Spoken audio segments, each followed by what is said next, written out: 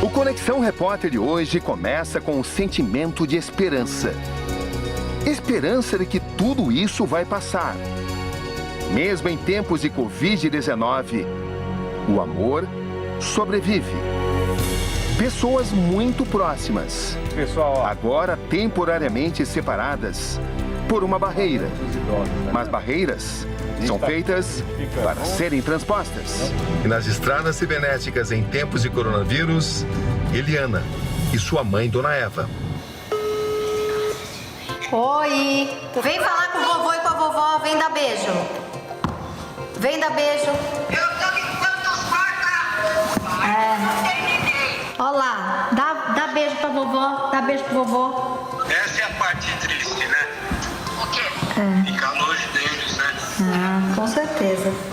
Celso Pottioli e a mãe Dona Dibe, de 93 anos e 12 filhos. Então tá bom, mãe. A hora que der, eu passo aí pra ver a senhora aí, pelo vidro, tá bom? Tá bom, beijo. Tá, beijo. Tchau, Edna, beijo. Tchau. Tchau, tchau, tchau. Tchau. Carlos Alberto de Nóbrega e a netinha Pietra, de 8 anos. Olha, você matou o vovô de saudades, porque teu pai, esse sem vergonha do teu pai, mandou uma imagem de vocês dançando. Eu vi, eu lembro. E parece mentira, eu não te vejo há 3 semanas, você cresceu mais ainda. Ah, obrigada. Como que tá aí no sítio? Tá tudo bem, filhinha, tá tudo bom. Danilo Gentili e a mãe Dona Guiomar, de 66 anos. Alô, mãe? Tá bem aí? Como é que tá? Oi, meu filho. Tudo bem? Aqui tá tudo bem. E com você? Como é que tá? Faz o quê? Faz umas quase 3 semanas que a gente não se vê, né? Olha, acho que daí pra mais, hein? Quer dizer, que a gente não se encontra, mas que a gente se vê e se fala todo dia, toda hora praticamente. As reflexões do momento, o grupo de risco, o necessário isolamento daqueles com mais de 60 anos. Tudo isso produz uma nova forma de manifestação de sentimentos. O afago virtual. Mas tô com muita saudade, rapaz, meu Deus do céu. Nunca pensei um dia que a gente fosse chegar nesse ponto, né, filho? De não ter o que fazer. E eu sinto muita falta do meu trabalho, cara. As novas lições de sobrevivência. Protocolos anti-contaminação. Distâncias físicas, agora grandes. Equipamentos de proteção. Nada, entretanto, impede a vida de dar o seu jeito. Claro que todos sentem falta daqueles abraços, daqueles beijos, de sentir a respiração e o pulsar do coração do outro, a cumplicidade corpórea. Eu penso em aí, só que eu tenho um pouco de medo, porque falam que na maioria das pessoas o coronavírus, às vezes você pode pegar ele, mas ele fica assintomático, não manifesta sintoma. E aí eu tenho medo, porque eu tô bem. Eu fiquei meio mal uns 3 dias, parecendo uma gripe muito leve, que ia e voltava. Febre leve, dor de garganta leve, e passou. E eu tenho medo, vai saber se eu tive isso daí ou não, e aí eu tenho medo de ir te visitar e acabar sem querer passando alguma coisa pra você. Por isso que eu acho melhor ter esse afastamento por enquanto, ficar em casa. Você tá se cuidando aí, né? Olha, filho, não me falta nada. Comigo está tudo bem, tudo ótimo. Eu prefiro que você não venha, porque eu acho que a melhor ajuda que a gente pode dar agora é a gente ficar assim mesmo, tá? Saudades dos estilos de vida próprios da sensação de eterno amor. Foi tudo tão recente, mas já parecem séculos de sacrifícios. Tá difícil, né? Que falta que a gente sente do nosso cotidiano. O milênio da alta tecnologia da comunicação instantânea, usada agora como remédio contra a depressão da pandemia. Na verdade, todos se sentem em uma espécie de missão, a de zelar pela segurança do ente tão fundamental, tão indispensável. Eu sou o caçula de 12 filhos. Eu tenho 52 anos. Meus irmãos e minha família são todos, mais velhos do que eu. Então, a minha porcentagem aumenta, a deles aumenta muito mais. Então, eu estou bastante preocupado com isso. Ó, fiquem com Deus, vocês estão em casa certinho, né? Tá tudo em ordem. Então tá bom. Um beijo pra vocês. Fiquem com Deus, viu? Vocês também. Tchau. Entre juras e promessas, eles já se imaginam superando esse duro momento da história da humanidade. Quem sabe, depois de tudo isso, o que realmente importa em nossas existências possa nos transportar a um mundo mais verdadeiro, mais humano. Quem sabe?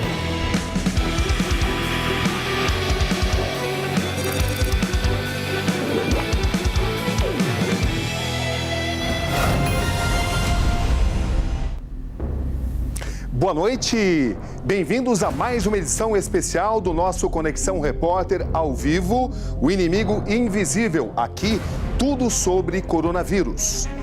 E nós começamos com nossa investigação exclusiva sobre os bastidores de hospitais públicos de São Paulo, cidade brasileira mais atingida pelo Covid-19. O alvo principal foi o lado de dentro do Hospital Municipal do Tatuapé. Nós trabalhamos para saber se as graves denúncias que recebemos procediam ou não. E nossas descobertas só foram possíveis graças a uma investigação independente, que revelou indícios de manipulação de informações, falta de condições para os funcionários e situações de alto risco de procedimento discutíveis também para os pacientes. Uma investigação e seus caminhos. Esta é a última imagem em vida do paciente com suspeita de coronavírus, Nelson Chagas, de 89 anos. Agora mostrada integralmente com autorização da família. O documento foi parte de nossa investigação jornalística sobre a verdadeira situação no Hospital Municipal do Tatuapé, Zona Leste de São Paulo, em tempos de pandemia. A imagem foi registrada na manhã de domingo, 29 de março, e exibida no Conexão Repórter da semana passada, 30 de março. Seu Nelson apresentava grande dificuldade para respirar, uma agonia visível, e mesmo assim não estava entubado, contrariando o praxe comum para esse tipo de quadro grave, com sintomas de Covid-19. Ex-padeiro e eletricista, seu Nelson morreu 3 dias depois, às 8h25 da manhã da quarta-feira, 1º de abril. Outro que morreu no mesmo hospital do Tatuapé, dessa vez um dia depois da exibição da reportagem, foi o enfermeiro Hidalgo Moura, que contraiu o coronavírus, tentando salvar vidas da doença no mesmo hospital onde iria morrer. As circunstâncias das mortes desses 2 brasileiros fazem parte de um conjunto de fatos considerados suspeitos ou estranhos, ocorridos dentro de um dos principais hospitais públicos da capital paulista, a cidade brasileira mais atingida pelo coronavírus. Antes de contar mais sobre os casos de seu Nelson e de Hidalgo, vamos lembrar os pontos principais apurados na primeira reportagem e depois revelar novas descobertas sobre os bastidores do hospital. As imagens que vocês vão acompanhar e os relatos chamam a atenção. Para cumprir esse desafio, estávamos impecavelmente paramentados. O que vocês vão acompanhar a partir de agora são imagens feitas com os nossos celulares. Um documento importante para a sociedade.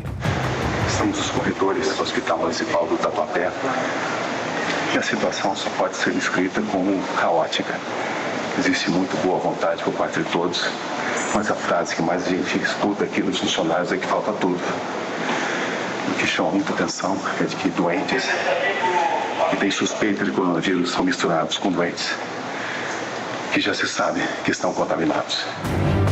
Enquanto se paramenta com o que existe, esta técnica de enfermagem fala sobre as condições com que atende pacientes com o Covid-19. Acabei de atender um plano. Você atende sem estar paramentada? Sim. Sem avental? Não tem o que fazer. Máscara não tem? Não. Ela te dá uma máscara, você assina e depois você fala que uns 5 dias você pode pegar. 5 não, filho. 14. 14 dias pegar uma máscara? Eles estão pedindo, mas ninguém tá seguindo, porque a gente sabe que não muda tudo isso, né? Algo tá em conta no final desde esse botão. Meu Deus. A falta de leitos é constante nas conversas. Tem 6 pacientes de Covid para sentar numa cadeira. Eu tô com 2 pacientes de Covid aqui no corredor, não tem vaga para eles. Como é que vai? Na sala de repouso, consigo ter acesso a uma equipe de enfermagem. O desabafo de cada um revela uma situação próxima do limite. Algo que me impressionou muito é que doentes que têm suspeita de coronavírus ficam junto com doentes que já se sabe que têm coronavírus. Agora não, quando suspeitou, coloca junto. Tudo junto. Mas aí pode acontecer de alguém não estar contaminado, ser contaminado e ficou exposto aos que estão contaminados. Porque não existe essa diferenciação. Porque tem alguns que vocês têm certeza que tem coronavírus. Esses vocês não têm totalmente certeza, né? Na realidade, a maioria estão aglomerados no mesmo quarto, que não tem nem um biombo para separar entre um e o outro. Tem 180 funcionários afastados do hospital inteiro. 180, a gente chama de sobreviventes, né, Ju? Até quando ninguém sabe. O pronto-socorro acho que tem 18 afastados. Por causa disso, porque não tem paramentação, eles são os primeiros a ficar e se afastar, né? Tá feio o negócio.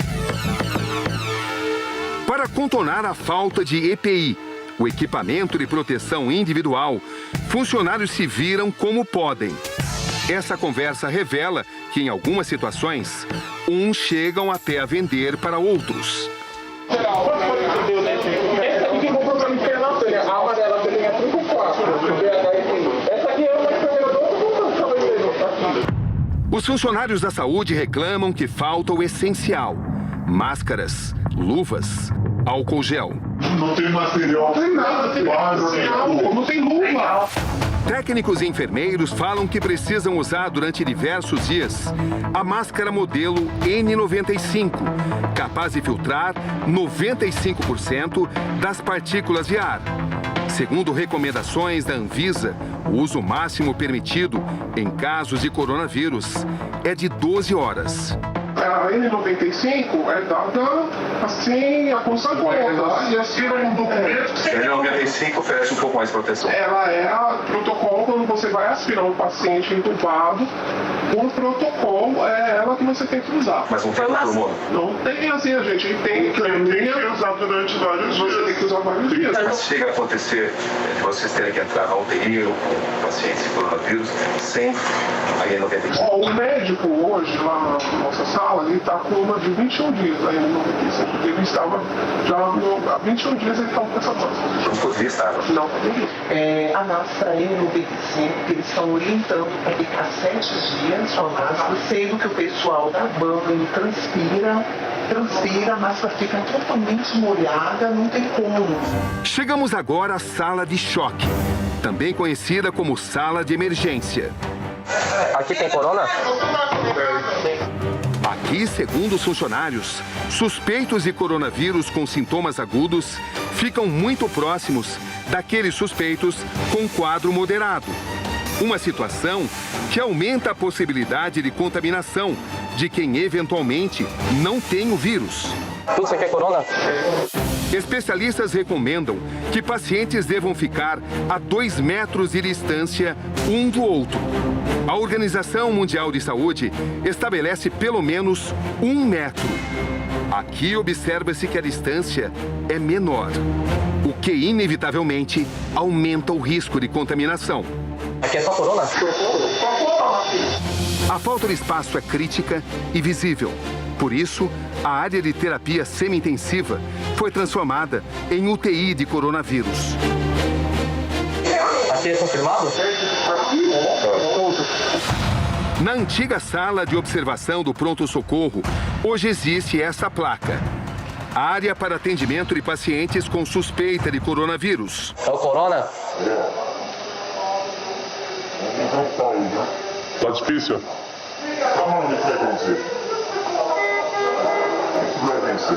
Tá muita falta de ar? Pode ser qualquer momento. Funcionários me contaram que existem registros de morte envolvendo profissionais da saúde que atuavam no atendimento de pacientes com coronavírus no Hospital Municipal do Tatuapé. E um outro funcionário permanece entubado na sala de choque. A gente tem colega, não tem. A gente teve perdas de colegas no final de semana. 2 noites atrás? No internamento. Então, e a gente tem colegas de outros serviços. E um que está aí, não tem. Entubado. Faltam medicamentos. Equipamento azitromicina muito importante, não temos na casa. Acabou de comunicar pra gente que não tem.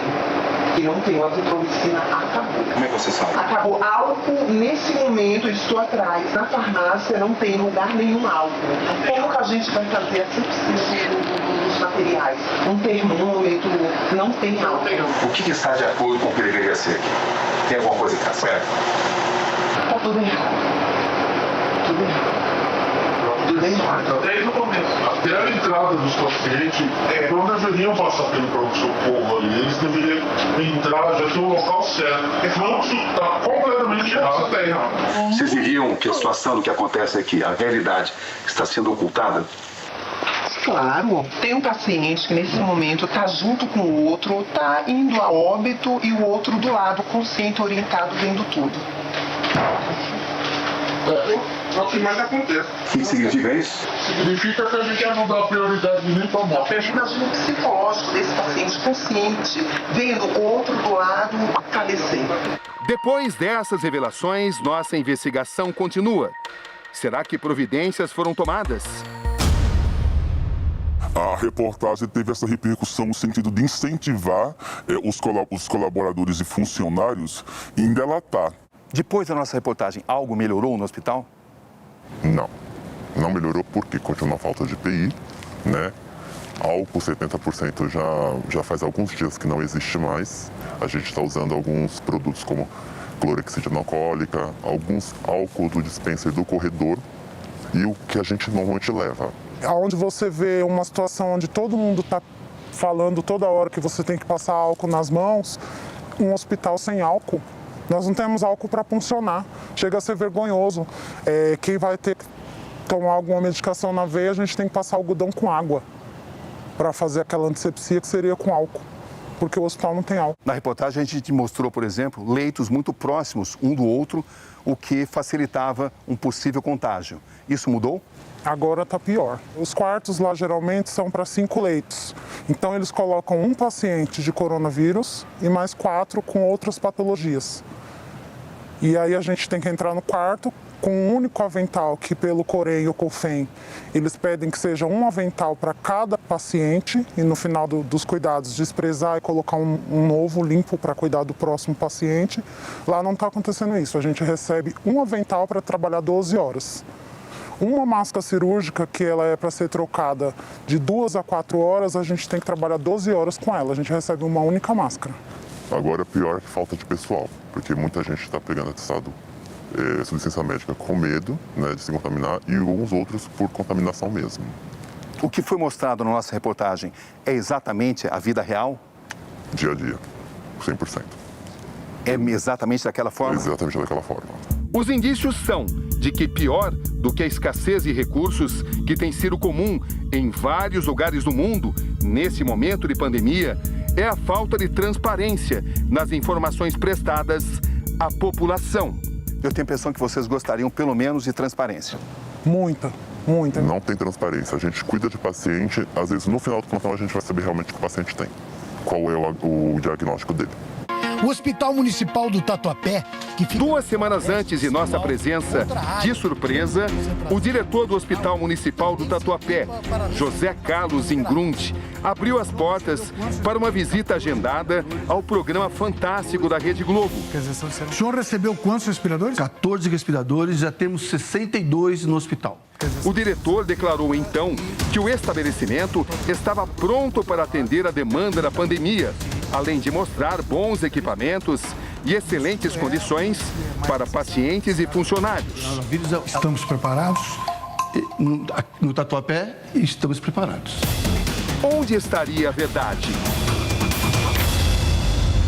Eu tô aqui na observação, tá? Só estamos em 2 funcionárias aqui dentro. Nós temos 2 pacientes entubados, fora os pacientes que estão internados. Isso aqui a gente tá jogado a Deus dará. Tem um único avental descartável para mim trabalhar a noite inteira.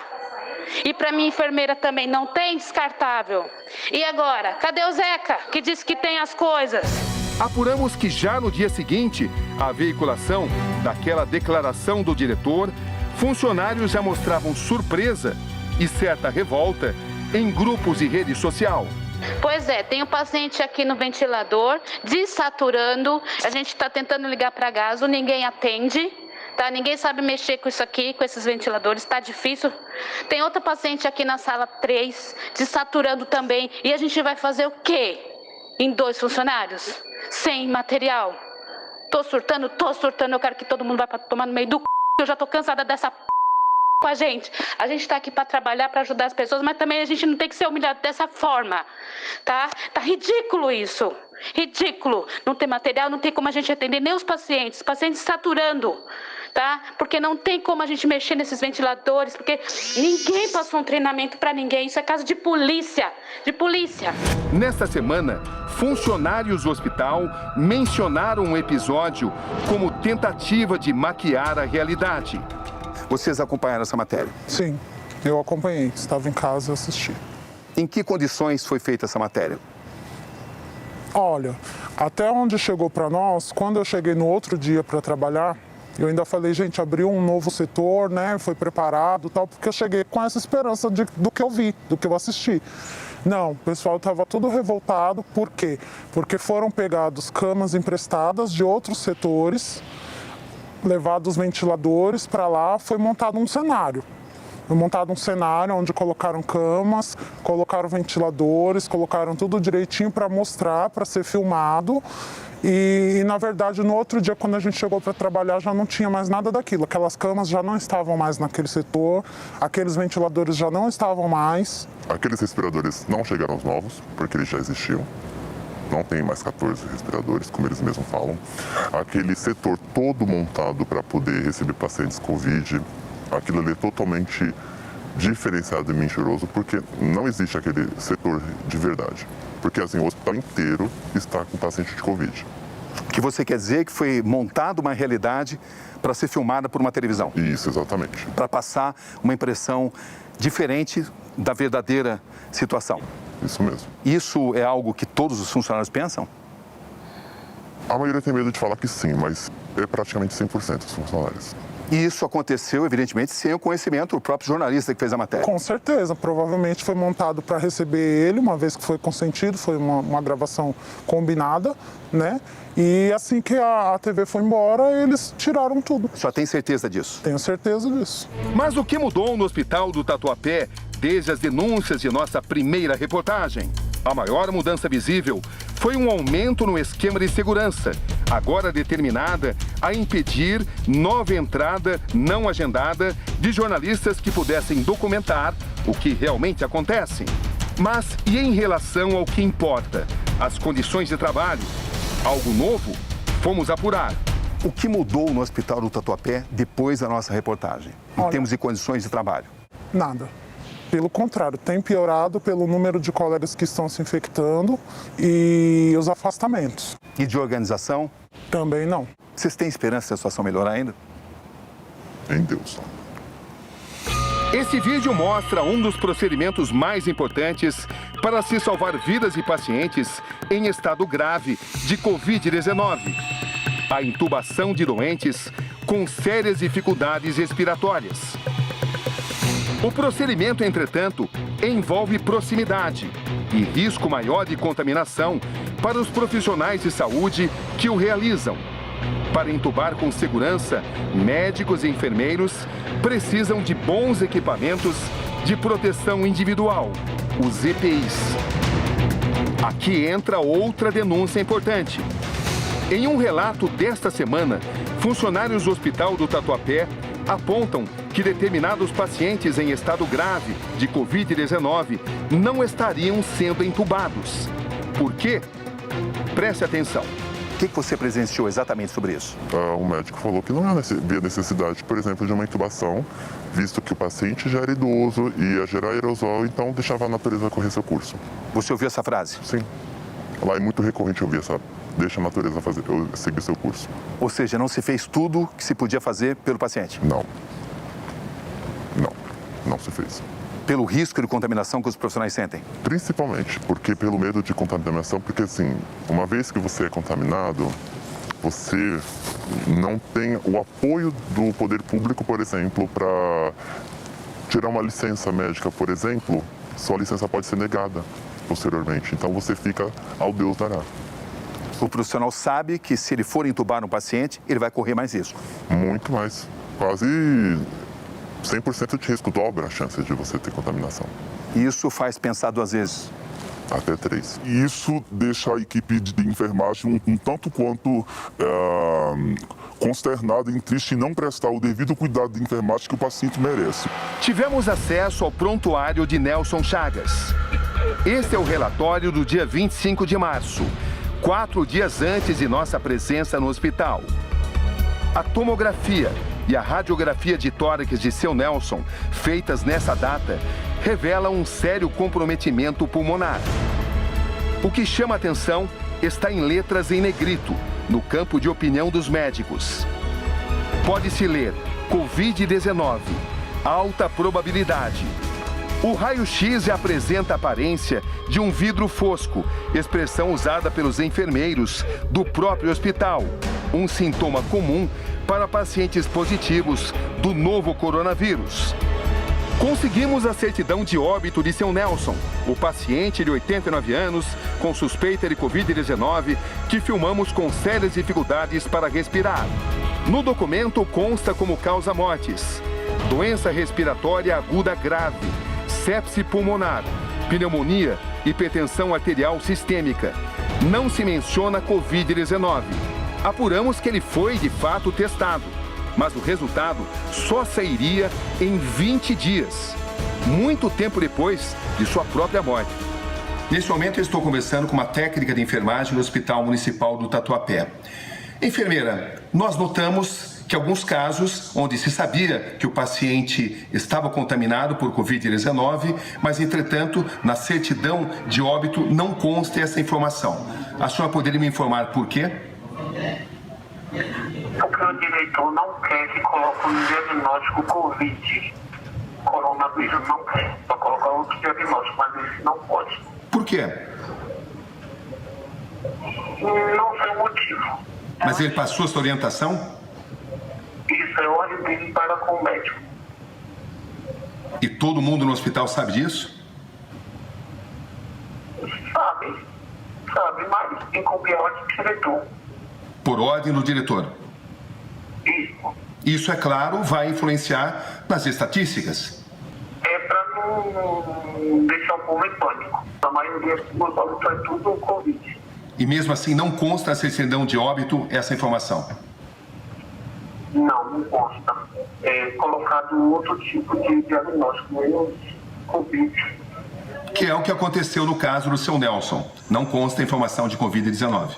Ele estava com Covid, mas não era para colocar Covid-19. Só colocar outro diagnóstico no atestado de óbito. Sem as informações de coronavírus, seu Nelson acabou sepultado sem que fossem obedecidos os protocolos de segurança de mortos por Covid-19. A certidão de óbito é assinada pelo médico Stefano Franco Minohara, com quem conseguimos falar pela internet. Ele pede que seu rosto não seja revelado. Suponhamos, doutor, que ele estivesse de fato contaminado, como tudo indica, né? Já que no hospital todo mundo considerava ele como um paciente altamente suspeito de ter Covid-19. Ele foi sepultado sem que as pessoas tomassem o devido cuidado, porque não constava na certidão de óbito. Isso não é errado, doutor? Claro, concordo com você, mas eu não posso emitir uma certidão de óbito de um paciente que eu não tenho resultado. Sei. Mas o senhor deveria alertar assim, olha, paciente com grande possibilidade de Covid-19, essa informação pelo menos não deveria ter, pela segurança das pessoas? No atestado de óbito não tem local para fazer isso. Não pode, o senhor não pode constar alta probabilidade de Covid? não existe local no atestado para colocar isso. A razão de eu estar falando com o senhor é que o senhor assina a certidão de óbito, entendeu? Não. Do seu Nelson. Sim, eu assinei porque ele faleceu no meu plantão. Entendeu? Sei. Eu não assino todas as declarações, os atestados de óbitos. Doutor, enfermeiros me disseram que os médicos estariam sendo pressionados a não constar a informação de Covid-19 pela pressão do próprio diretor. Não tenho essa informação. O senhor nunca recebeu esse pedido, essa orientação? Não, de forma alguma. O senhor faz aquilo que o senhor acha que é correto fazer? Eu faço o recomendado pelo Ministério da Saúde. Inclusive, tem um documento que justamente fala sobre isso, como preencher o atestado de óbito com casos suspeitos de Covid-19. Mas a pessoa que vai sepultar, ela não precisa receber a informação de que a pessoa morreu com suspeita muito grande de Covid-19 para que ela se proteja mais? Nessa época de pandemia, todo caso de morte é um caso suspeito. Então, não dá para a gente falar assim, esse aqui morreu por infarto e não tinha Covid-19. Né? A gente recebe pacientes aqui na UTI que vieram, por exemplo, do andar, que ficaram internados por um outro motivo. Por exemplo, um paciente foi fazer uma cirurgia vascular e aí apresentou uma dispneia súbita. Foi feito a tomografia do paciente e o pulmão dele tem os infiltrados, como todo mundo já conhece, vidro fosco, etc. e tal. E a gente vai interpretar como uma insuficiência respiratória aguda de provar de pneumonia viral ou provar com suspeita de Covid-19. Entendi. A gente não pode afirmar que é Covid-19 ou não. Tá? A gente só pode afirmar isso com o resultado do laudo em mãos. Infelizmente, a gente não pode falar que é ou não é. Mas isso prejudica todo o trabalho, né? Inclusive a exposição de outros pacientes, etc. Sim, infelizmente é assim, mas a gente não pode colocar como Covid-19. É porque pelo excesso de pacientes, outros setores que não são UTI estão sendo usados como se fossem UTI, né? Como, por exemplo, a sala de choque ou a do semi-intensiva, aliás. Sim. Sei. Porque tem gente demais, né, doutor? Claro, muita gente. E, infelizmente, a perspectiva é que aumente muito mais o número de pacientes, né? Sei. E como é que o senhor vê a situação do modo geral? Tenebrosa, a verdade é essa. É verdade que existe uma orientação para que não conste em certidões de óbito, à medida do possível, essa informação de Covid-19? Essa orientação, ela transcorre dentro do recinto hospitalar. Qual é a orientação exatamente? Que não se coloque a possibilidade do Covid-19, sim outras patologias do trato respiratório. Por quê? Ocultação da verdade. Com que objetivo? Com o objetivo, acredito eu, de não assustar os funcionários de que tem uma alta demanda de Covid-19 e também ocultar da população que aquele recinto está tendo uma alta demanda de pacientes portadores do Covid-19. Afinal de contas, o senhor Nelson Chagas era um paciente de Covid-19? Segundo consta na tomografia realizada 25/3, alta probabilidade de Covid-19. Então, mediante um exame como esse diagnóstico, acredita-se que ele possivelmente tinha o Covid-19. Entretanto, na certidão de óbito não consta essa informação, não consta Covid-19. Mas deveria constar, porque um exame certeiro, como é a tomografia de tórax, com um laudo importante como esse, deveria constar no atestado de óbito, ao menos a probabilidade do Covid-19. Nossa investigação continua. Localizamos no bairro da Penha, não muito longe do hospital, a casa e a filha de seu Nelson. Esta é Cleusa Chagas, cortadeira de roupas de 60 anos, filha única de seu Nelson, que também tinha uma neta. E assim resgatamos um pouco da vida dele. O que vinha de gente procurar ele aqui, ele trabalhava muito. Depois ele começou a ficar com problema de pressão, né? Aí ele era evangélico, os irmãos cortou ele de fazer serviço assim na igreja, porque ele subia escada. Era um homem falante e bem-humorado. E o velório dele foi de 20 minutos, porque eles estavam fazendo lá fora, né? Tipo uma cabaninha, puseram as coisas lá fora. Ele foi fechado, só foi aberto assim, né? O caixão, porque eles falaram, como não tinha a certeza se era ou não, porque os que tinham a certeza do coronavírus vinha um papel no corpo. No dele não veio nada. Só veio escrito o nome dele e tal, idade, tudo. Não tinha nada escrito. Foi aonde o moço falou, então, da senhora, eu vou deixar abertinho, né? Só para vocês verem pelo menos o rosto dele. Ele estava muito magro, ele emagreceu muito mesmo. Agora, eu não sei se é coronavírus ou não. Eu gostaria de ter certeza, porque eu estou prestes a perder meu serviço, que minha patroa não quer que eu vá. Esse enfermeiro tem revelações importantes. Conta que seu Nelson só foi entubado um dia depois de denunciarmos sua situação precária. E por que ele não foi entubado imediatamente? Muito provavelmente por uma conduta inadequada, uma conduta errônea do profissional médico. Pelo que vocês conhecem de procedimento, ele deveria ter sido entubado imediatamente? Ele deveria, com o laudo desse em mãos, deveria ter sido entubado e ser transferido para uma UTI com suporte ventilatório.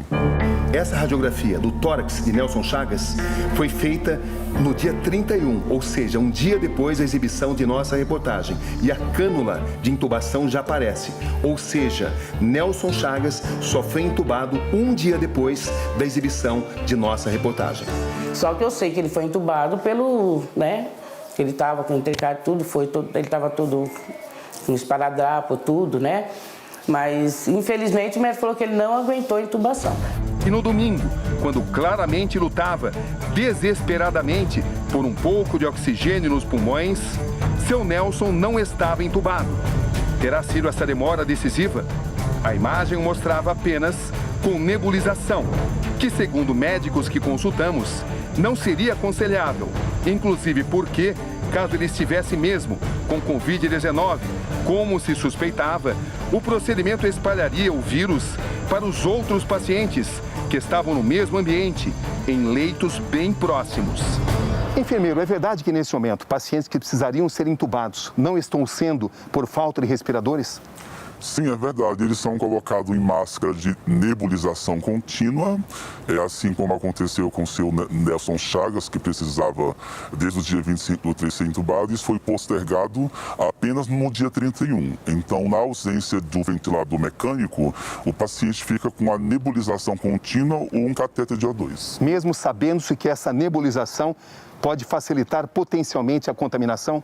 Exatamente. E como é que o senhor classifica esse procedimento? Errôneo e inadequado. Isso vai em prejuízo à saúde do paciente. Isso aí chega a ficar próximo da escolha de Sofia? Bastante, sempre. Você sabe o que é escolha? Eu sei. A gente escolhe quem vive e quem morre. Isso tem acontecido? Tem. Bastante recorrente no momento, mas sempre existiu. A gente escolhe, por exemplo, às vezes, a escolha paciente que é mais jovem, entre um mais velho. Claro que o mais jovem vai ser entubado primeiro. Mas isso já está acontecendo agora? Sim. Isso é de amplo conhecimento entre os funcionários da saúde do Hospital do Tatuapé? Sim. De amplo conhecimento. E qual a reação dos profissionais? É vida que segue, mas muito natural. Porque a gente não tem tempo de pensar naquele paciente, muitas vezes, que vê óbito, porque daqui a pouco vem o próximo. Desde que começou a crise do coronavírus? Desde que começou, só tem piorado. Quantas vezes que você testemunhou? Que eu testemunhei umas 3 vezes, pelo menos. Outro que morreu no mesmo hospital do Tatuapé foi o enfermeiro Hidalgo Moura, de 45 anos, que estava na UTI. A morte dele aconteceu menos de um dia depois de nossa denúncia ter sido levada ao ar. Uma grande perda para todos nós, né? Que eu mesmo trabalhava diretamente com ele, foi uma perda muito grande. Uma pessoa jovem, né, com tudo ali pela frente, disposto a lutar pela vida de muitos outros, que trabalhou ali 2 plantões passando mal, e ele só foi passar no médico porque ele praticamente foi obrigado pelos próprios colegas que viram ele estava quase caindo em cima dos pacientes. Ele só foi em último caso. Esse é o Hospital Municipal do Tatuapé. E esses são seus bastidores. O que o Brasil precisa saber? Olha, o Brasil precisa saber que a gente está realmente vivendo uma pandemia muito maior do que o que está sendo divulgado. Os números de mortes que estão sendo divulgados aí pelo ministro da Saúde e pelo governo, ele é irreal. Está morrendo muito mais pessoas do que está sendo divulgado. É algo que a senhora está vendo? É o que a gente está vendo. Por exemplo, no último levantamento que eu tive acesso foi hoje de manhã. Consta que no Hospital Tatuapé não existe nenhum caso, nem suspeito, nem confirmado. Isso é impossível. Isso é impossível porque há 15 dias atrás a gente tinha 200 pacientes com suspeitas. E aonde foi parar esses pacientes? Sabemos que existem casos de subnotificação, ou seja, casos de Covid-19, mas que não são computados. Como também sabemos que existe o contrário, casos que não são Covid-19, mas que são computados como sendo de Covid-19. Você confirma as duas possibilidades? As duas existem, são existentes. Perguntas vêm à mente. Quando poderemos confiar realmente nas informações oficiais passadas sobre as condições para profissionais e pacientes? E a que distância está um hospital público como esse das boas condições de atendimento à pandemia que chegaram a ser anunciadas em rede nacional pelo seu próprio diretor? Quando? Na verdade, o hospital nunca esteve preparado nem para dias comuns. E agora, com essa pandemia que a gente está vivendo, pior ainda. Depois da nossa reportagem, houve algum tipo de caça às bruxas ali dentro? Ainda não teve tempo, porque a maioria estão de licença da chefia. Mas com certeza vai ter.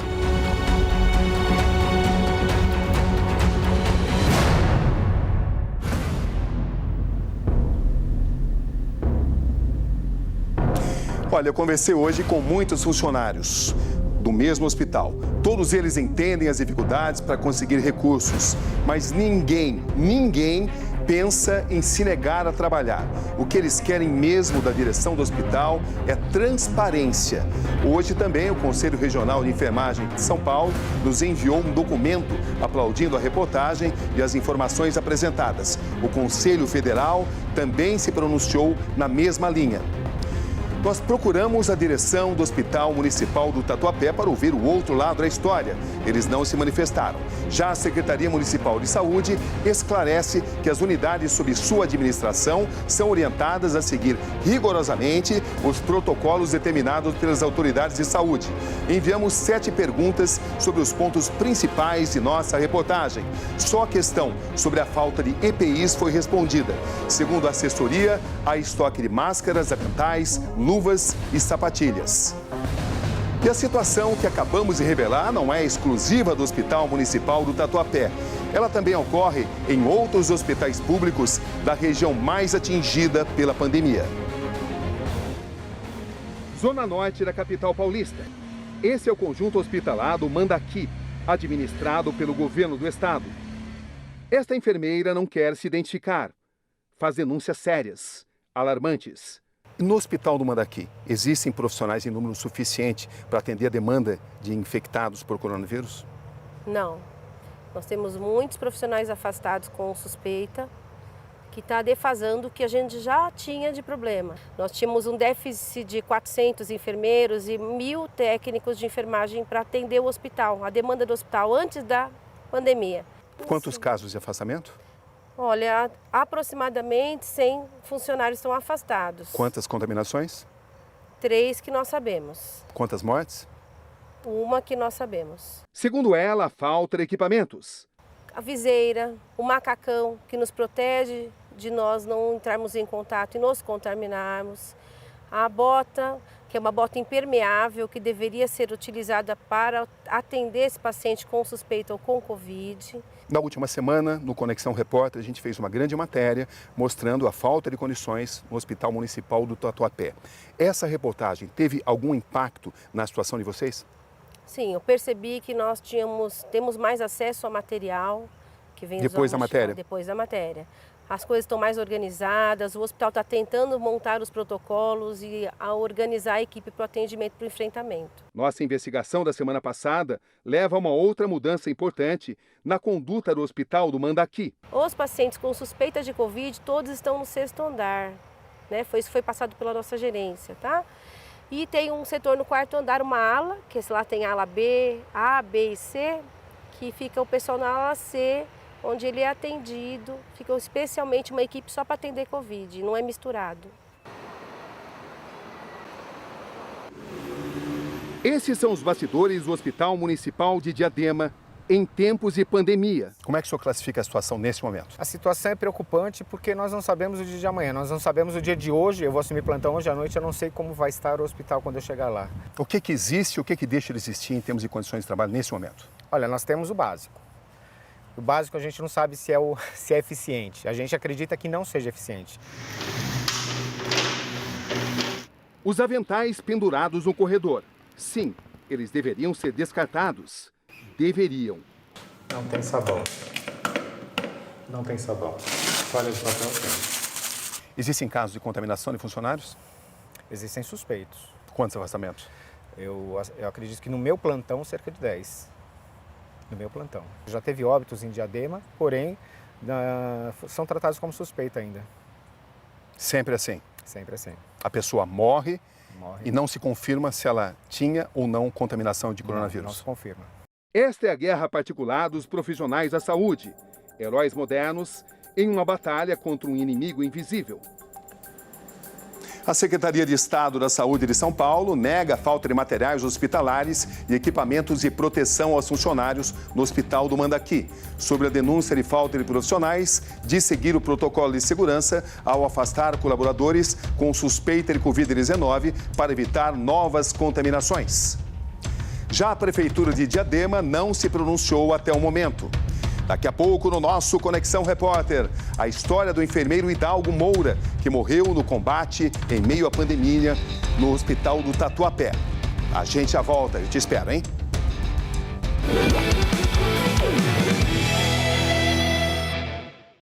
Estamos de volta com a edição ao vivo do nosso Conexão Repórter. Quem era, afinal, o enfermeiro Hidalgo Moura, que perdeu a vida no Hospital Municipal do Tatuapé? Ele veio do sertão da Paraíba ainda jovem e venceu na cidade grande. Um homem que tinha muito orgulho de sua profissão. Ali está Hidalgo, divertido, um pé de valsa incorrigível. Se você estivesse quieto, ele puxava pelo braço, vamos dançar, era um dançarino, viu? Ele chegou até a ganhar concurso de dança lá na Paraíba, de lambada. Também organizado, metódico. Os caminhos do enfermeiro Hidalgo Moura se cruzam de maneira trágica com o cenário caótico que encontrei no Hospital Municipal do Tatuapé. Esta é a saga de um migrante estudioso, batalhador, um homem que chegou a São Paulo no pau de arara para realizar os seus sonhos. Um enfermeiro paraibano arretado, como se diz lá no Nordeste. Tragicamente, ele foi vencido pela mesma cidade que conquistou, pelas mesmas mazelas que ajudava a curar. É muito triste você ver o meu irmão praticamente morrer à míngua, como a gente diz lá no Nordeste. Hidalgo fazia parte da equipe de enfermagem do Hospital Municipal do Tatuapé. 31 de março é quando termina sua existência.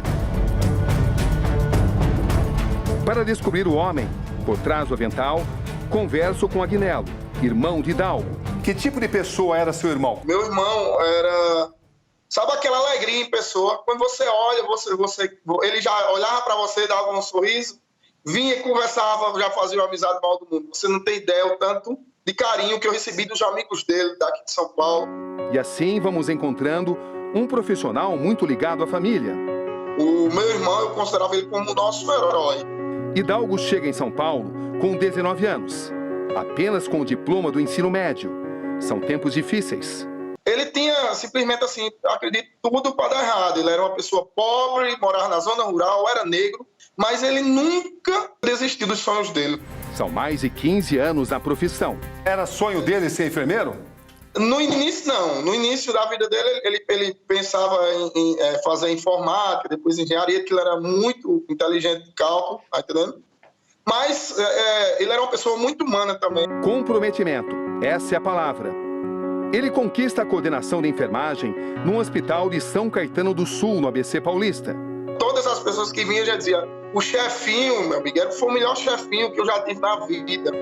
Um homem que tinha orgulho de sua profissão, o ofício de salvar vidas. E ele era solteiro? Solteiro, teve relacionamentos, enfim, todo mundo sabe, mas não deu certo, solteiro até hoje. Porém, que ele não era um pai de família dele, era o nosso paizão. No Hospital Municipal do Tatuapé, Hidalgo cuidava de muitos pacientes que contraíram ou que estavam sob suspeita de terem contraído o novo coronavírus. A missão dele na Terra foi salvar vidas e lutar pela vida de várias pessoas. O preço de estar na linha de frente. O irmão conta que Hidalgo costumava se arriscar demais. Era ele quem avançava quando percebia que os colegas recuavam, com medo do Covid-19. Ele deixou subentendido. Tem alguns enfermeiros que eles faziam um corpo mole, entendeu? Ele vinha o cara com muita suspeita de coronavírus, tirava de tempo e ele ia lá e tirava o sangue, fazia todo o procedimento de enfermeiro. A família conta que Hidalgo começa a se sentir mal pelo menos 2 dias antes de ser internado com insuficiência respiratória. Quando foi 1h da manhã, minha mãe, extremamente preocupada, ela é muito apegada ao meu irmão mais velho, né? Ficou online, 1h da manhã ele viu e ligou para minha mãe. Mãe, rezem por mim, e tossindo, sem ar. A informação é passada para o irmão, inclusive por uma enfermeira do hospital. Ela me disse que meu irmão tinha trabalhado a quarta-feira com todos os sintomas do coronavírus. Você está dizendo que o seu irmão foi permitido trabalhar durante praticamente 2 dias no Hospital Municipal do Tatuapé, apresentando sintomas de coronavírus? Exatamente. Mas isso com o conhecimento da direção?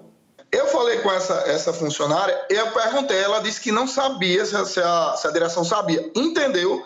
Eles não tinham conhecimento. Quem é que sabia que o seu irmão estava apresentando sintomas de coronavírus e mesmo assim trabalhou? Todo mundo sabe, ele verificou a temperatura. É clássico, isso é os sintomas, pô. Era para ter afastado logo na quarta-feira, entendeu? Então, e quem tinha conhecimento dessas informações, das más condições dele? A equipe que estava trabalhando com ele, porque via, entendeu? Via ele estava mal, já na quarta. Aguinaldo, o que você sabe sobre as condições de trabalho nas quais o seu irmão atuava no Hospital Municipal do Tatuapé? Eu falo pela minha realidade, o que eu vi, eu estava lá em loco e vi. Acredito que não era boas. Se eles disserem que tinha equipamento de proteção individual para todo mundo, é mentira. Isso aí pode ter certeza, é mentira que não tinha. Nos deslocamos agora para a Zona Sul de São Paulo. Um condomínio de classe média, de apartamentos de 2 quartos. Aqui morava Hidalgo. Quem nos recebe, protegida por uma máscara, é a prima Cristina. Olá, seja bem-vindo. Aqui é a casa do Hidalgo, do nosso Hidalgo. Tá tudo do jeitinho que ele deixou, tudo bem organizado. Realmente é de cortar o coração, né? Entrar aqui e ver tudo do jeitinho que ele deixou. É triste. O jeito de ser organizado que eu citei lá no início, aqui aparece. Tudo está impecavelmente guardado. O local foi detetizado por uma empresa contratada pela família. Em cada canto, pedaços de uma história. Fragmentos de uma trajetória interrompida. Símbolos religiosos e uma Bíblia aberta no quarto mostram que ele era também um homem de muita fé. Hidalgo costumava escrever nas horas vagas. Em um de seus cadernos, anota o que chama de oração para inspiração. São dizeres fortes. Obrigado, meu pai, por tudo. Amém. A prima lembra que Hidalgo andava aflito com as responsabilidades no hospital. Nos últimos dias, ele andava na correria, né? Por conta desse surto aí, dessa doença, ele não tinha tempo para nada. Mesmo com o estresse e os riscos de contaminação próprios de seu ofício em dias atuais, Cristina lembra que ele estava feliz. Então, eu lembro que 2 semanas antes dele chegar a ser internado, ele mandou um áudio, estava muito feliz com a compra do apartamento, que tinha saído do aluguel. Nossa, eu também fiquei extremamente feliz, né? Com a conquista dele. Na gravação, a euforia. Ô Cris, eu nem sei se eu te falei, mas eu comprei um apartamento no mesmo condomínio. Eu não pago mais aluguel, graças a Deus. Tô super feliz, né? A compra do apartamento, uma conquista a ser comemorada. Depois eu vou ajeitar um almocinho e chamo você, tá? Não houve tempo para isso. Cristina acredita que o destino de Hidalgo poderia ter sido outro se ele tivesse sido afastado a tempo. Nós estivemos no hospital na véspera dele falecer e a tinha uma enfermeira lá que trabalhou com ele, no mesmo plantão, que ela falou que ele estava se medicando, já estava com febre, e ele falava, nossa, minha febre não está passando, minha febre não está passando. A quem ou a que você atribui a morte do seu irmão? É uma tristeza muito grande falar assim, num assunto extremamente complicado para mim, para minha família. Acusar uma pessoa assim, eu acho que foi vários fatores que chegaram onde aconteceu até a morte do meu irmão, sabe? Restam agora memórias e muitos porquês.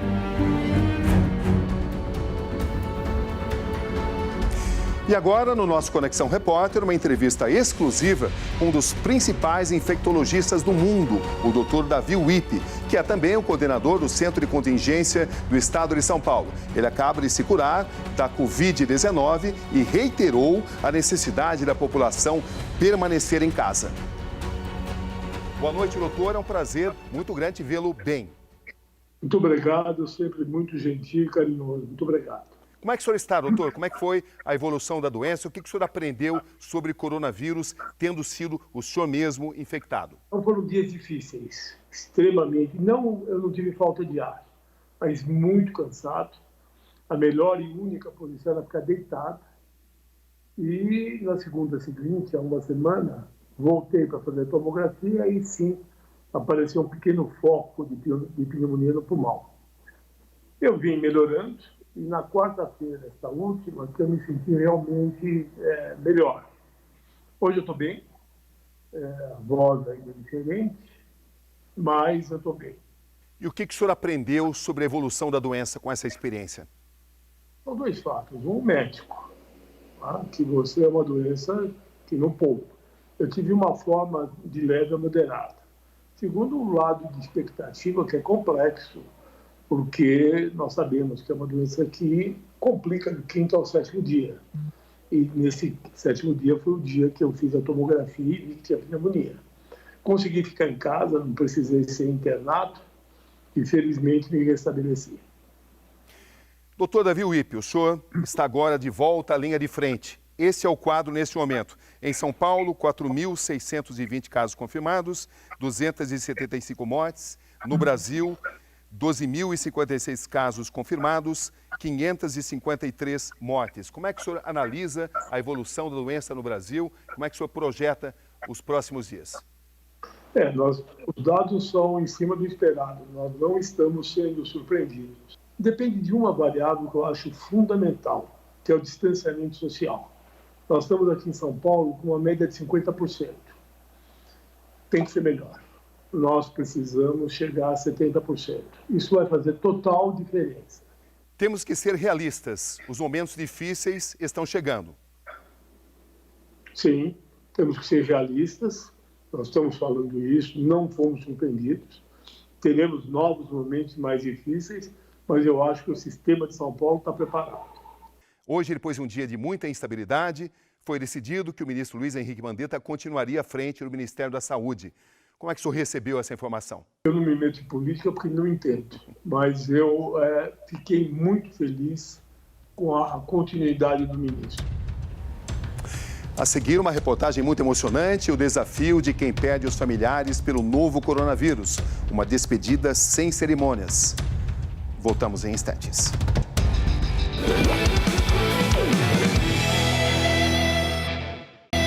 Estamos de volta ao vivo com o Conexão Repórter.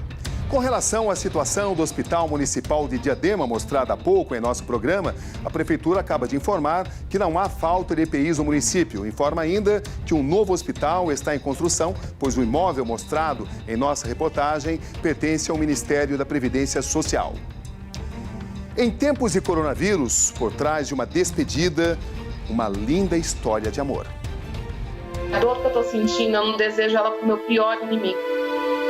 Eu vivi com meu marido 18 anos. Eu não pude dar tchau para ele.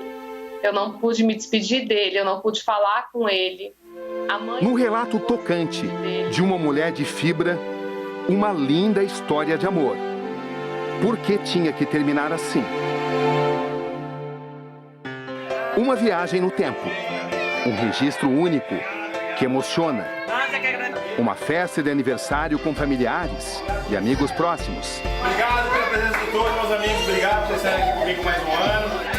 Esse é José Júnior, aqui completando 44 anos. A vida era boa, repleta de grandes momentos.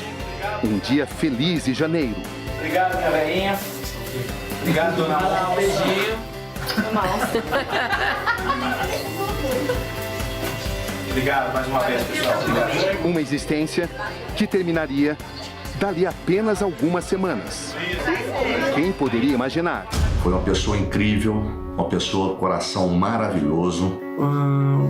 Super filho, super marido, super amigo. Querido por todos. Apesar de ele ser um corintiano roxo e eu um palmeirense verde, a amizade era eterna, muita amizade. Eu conheci o cara há mais de 20 anos. Foi uma morte que pegou todo mundo de surpresa.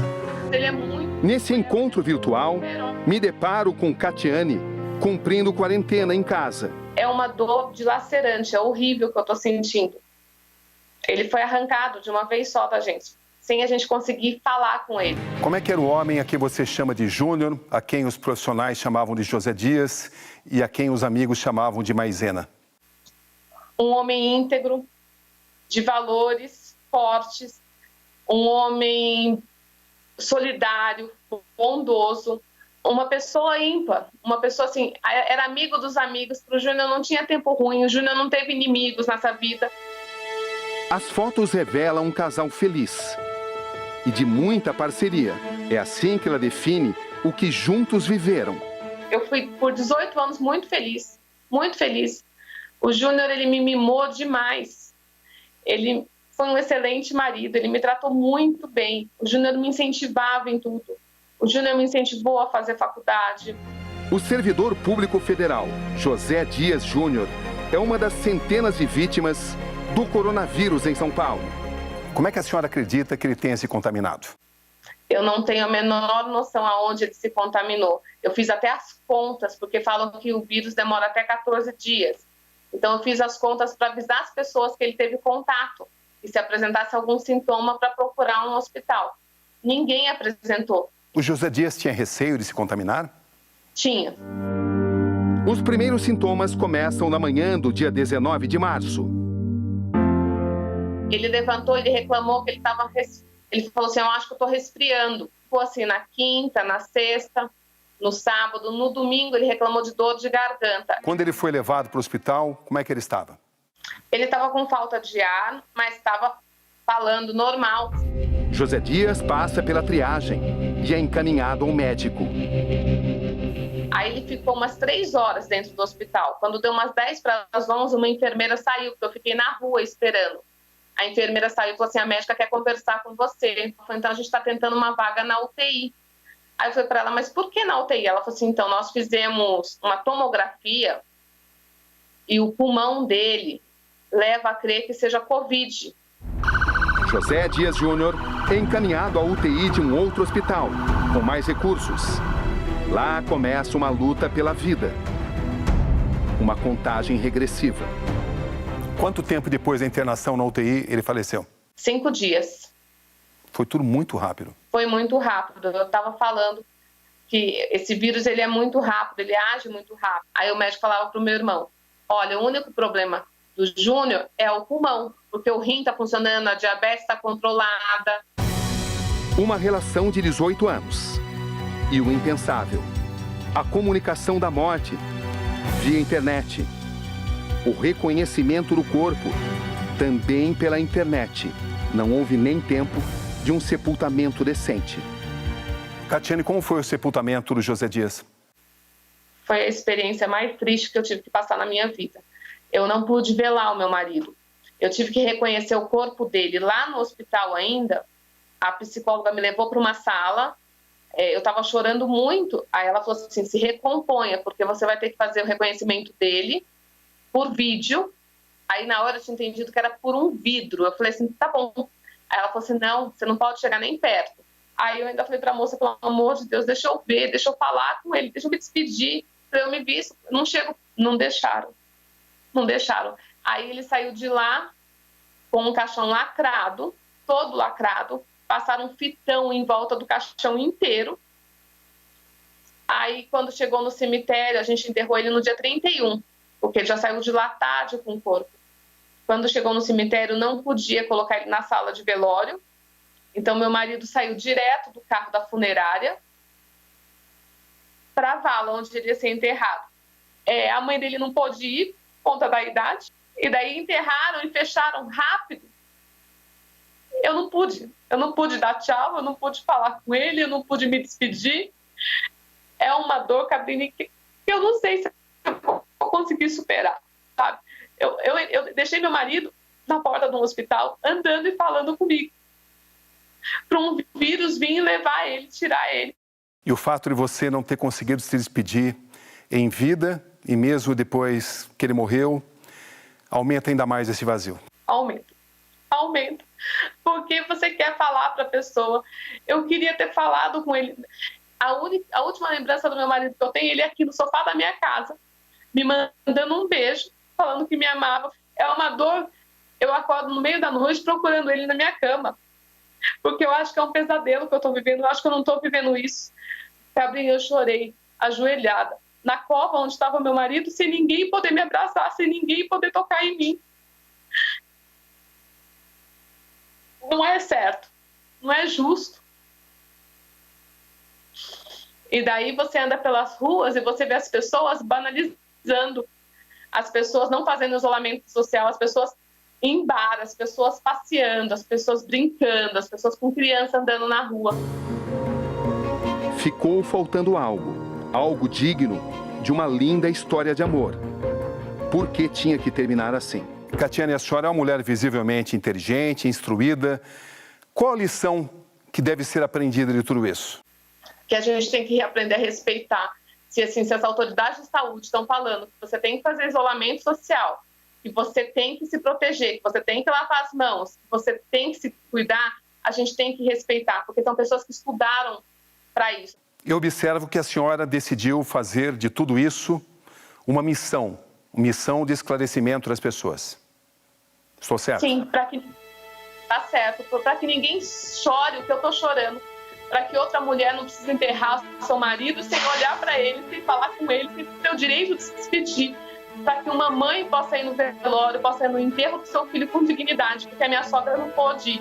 Economia, a gente recupera a vida de ninguém a gente vai recuperar mais.